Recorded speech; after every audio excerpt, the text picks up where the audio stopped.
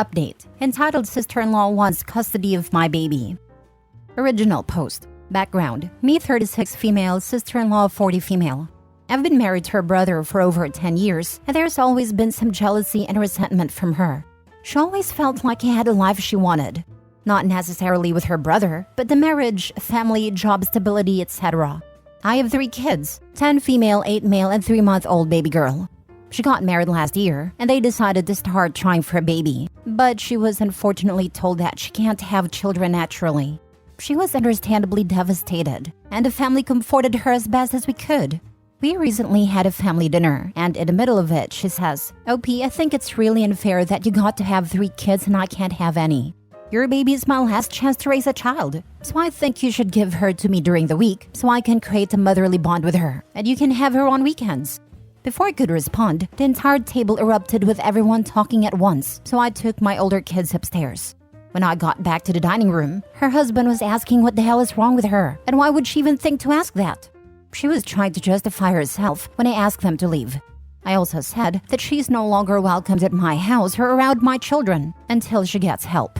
She started screaming that I don't deserve my life or my children, and that I stole her baby from her.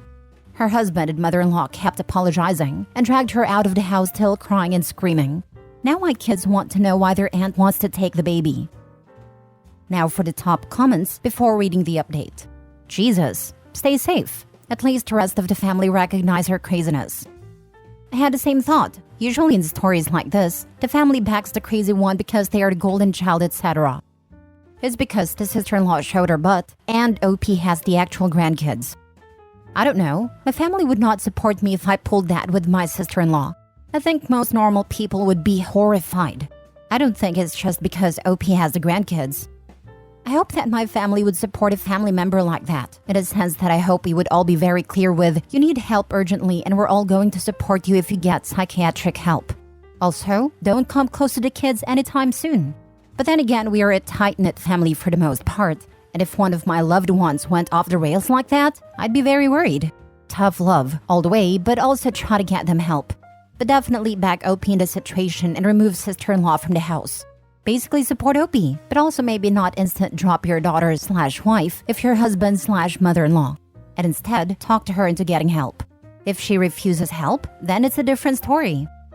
If she ever goes to daycare, make sure they know she is not allowed to pick up your daughter. I would also contact the school your other children attend just in case. She sounds unhinged. Yes, the entire family agrees she needs help, but still be careful, because you never know what she might do. If you don't already have one, get a video doorbell. She's not on any of the pickup lists, but I'll take the advice and let the school and daycare know that she isn't to be in contact with my kids. Give them recent photos of sister-in-law so they know what she looks like. Edit. I've been reading the comments, but it's too many to reply to, so here are a few points. 1. We have a security system and cameras already installed and no one has keys to our house. 2. I will not be able to get a restraining order, as this one incident isn't enough to justify it. 3. My husband and I spoke to the older kids about it the same night, and we'll be having another talk with them to reinforce that sister-in-law is not a safe person anymore. 4. Our country does not have the right to bear arms, and I also have no interest in getting a firearm. 5. I'll be informing the school and daycare of the issue and giving them her photo. Now for the update. So my sister-in-law has been admitted to a psychiatric facility. In the comments of my previous post, I mentioned that her husband was seeking out counseling for them to deal with infertility prior to this incident. After the incident, he sought out a psychiatrist rather than a counselor, and they had a first session last week. I didn't get the specifics of what happened, but basically she made some statements that the psychiatrist felt indicated she was a danger to others, my baby and me, and she was placed under an involuntary hold. My brother-in-law has been nothing but apologetic through this entire ordeal, and he kept her away from us since the incident. Mother-in-law was staying with them to keep an eye on sister-in-law. She tried to leave the house in the middle of the night to see her baby. Also, brother-in-law found her researching how to induce lactation, and she said it was to make sure she can feed a baby properly when I come to my senses and give her up. From what brother-in-law has said, seeing me breastfeed is apparently what triggered the entire episode. It was the first time sister-in-law was around a baby for any length of time, and she was holding her when she got fuzzy because she was hungry. Naturally, it took her to feed her, and this made sister-in-law feel inadequate because it triggered a thought that she would never be able to do that, which led to the events of the last post. I'm grateful for all the advice that was offered on my last post, as some of it was really helpful. We won't be moving, as it's not feasible for us at the moment, but we have taken extra steps with security, both at home and a kid's school/daycare. This whole thing is taking a toll on the family, but mother-in-law, father-in-law, and brother-in-law are taking care of sister-in-law. And my husband and I are focused on ensuring the safety of our immediate family and minimizing the effect on the kids as much as we can. I'm glad your family took the initiative and got the help and the treatment your sister-in-law needs. And it's a good thing the entire family was keeping an eye on her. Otherwise, this would have been a different update. Unfortunately, it's going to be a while before sister-in-law is well enough to go out into society. Continue to keep your family safe. I'm sorry this happened to you and your children. I sadly know people with these kind of delusions, and I can tell you they don't let them out easily. And if they do, they need to be tracked and watched. I've also heard they can get some sort of house arrest. I just pray OP's family are safe and sister-in-law is taken care of. I'm actually wowed at sister-in-law's husband for not dumping her and actually helping keep her away from OP and getting sister-in-law the help she needs. The folks did the right thing protecting your kids, and your family did the right thing getting sister-in-law help. Sometimes reality is just too much for a mind to bear. Your sister-in-law had a psychotic break and will likely be unwell for a long time. Even after she is on a successful medication regimen, she shouldn't have access to you or the kids.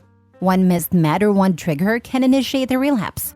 I'd also point out, I used the word initiate rather than cause. You breastfeeding your baby did not cause this. It may have initiated the initial break, but it did not cause this. You were not at fault. It's kind of heartbreaking and sad. Hope she gets well soon, but you need to keep your family safe.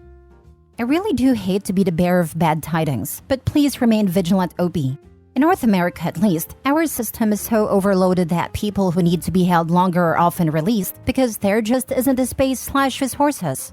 I hope your family has resources to make sure your sister gets the help she needs though, or to remove the niceties and double talk.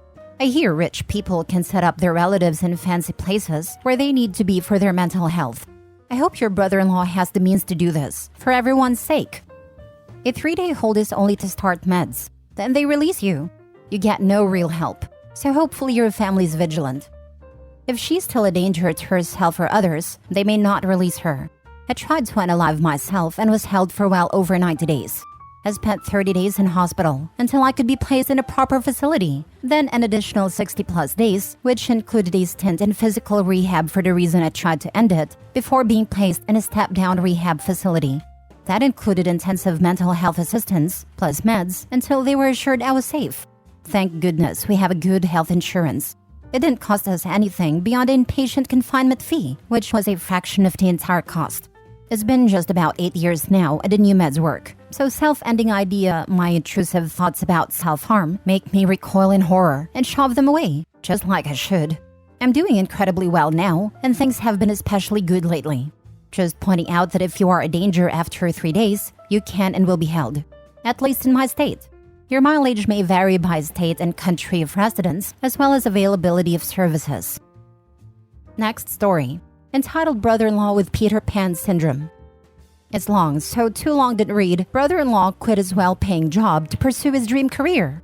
Years later, he is acting like the entire family is responsible for taking care of him and treating his mother poorly for not doing a good enough job. Before I get going, I just want to say I like to think we are good hosts. When we have visitors, we love hosting and always provide snacks, meals, drinks, toiletries, etc. We love having friends and family visit and try to buy things that will make their stay super comfortable. My brother-in-law quit his well-paying job a few years ago to pursue something new and exciting. We were all happy for him, but didn't realize he'd expect us to essentially carry him for years to come. We are all in our 30s for context. Upon starting his new career, brother-in-law didn't renew his lease due to financial reasons. Initially, he kept asking to stay at our apartment, which was a 1,000 square foot 2-bed, 2-bath. My husband and I agreed to a 2-week limit for his stays. Then we changed it to a 1-week limit after a while because it was too much. Too little space, too little alone time, too much unpredictability. He would go out at night and not come home, or come home in the middle of the night and wake us up, or leave after we went to sleep but forget to lock the door.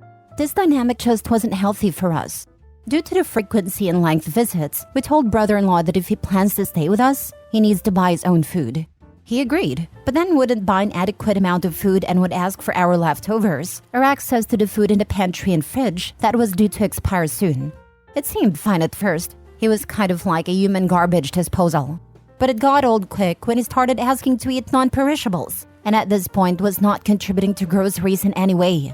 It's hard to say no to someone, especially your family, when they're literally asking for food because they are hungry. But he eats a lot, and while we are comfortable, we have a budget that we try to stick to, and feeding an extra person is a lot. On top of that, he never did dishes or cleaned up after himself, even causing a mess. So even him eating things that were potentially going to go to waste ended up being more work for us. After going along with this for longer than I'd cared to admit, we started telling him no to our food entirely. Then he started watching us eat dinner and asking to finish off the food in our plates that we didn't finish, since that wouldn't be going into meal prep containers and would be going into trash. I let him do this, but it felt bizarre and invasive and made me feel inhumane. I was exhausted because I felt like a horrible person. I felt like we should just let him eat with us at this point. In retrospect, he should have been respectful of our boundaries, but at the time, it was such an unusual experience for me. I just couldn't figure it out. My husband and I had a conversation about it and put an end to the visits entirely. He ended up signing a lease somewhere, so now it's been a year or two since this was an issue. I had honestly forgotten about how frustrating it all was until this weekend. Now that the lease he's signed is up, he's staying with my mother-in-law, his mom. Mother-in-law and brother-in-law visited this weekend because it was brother-in-law's birthday and we live in a city where all his friends live. When they arrived, brother-in-law complained for about an hour about the free accommodations at mother-in-law's. This was all in front of her, and I could tell it was hurting her feelings. She just bought a new house and was excited to talk about it with me. But every time she'd share something about it, he'd offer a counterpoint as to why it was terrible. My husband and I tried to change the subject. We all started discussing the drive up, where did they stop to eat, what did they listen to, etc. Just trying to move on. Brother-in-law then complains that mother-in-law, who drove him 5+ hours to get here because he doesn't have a car, was trying to talk to him too much on the ride up.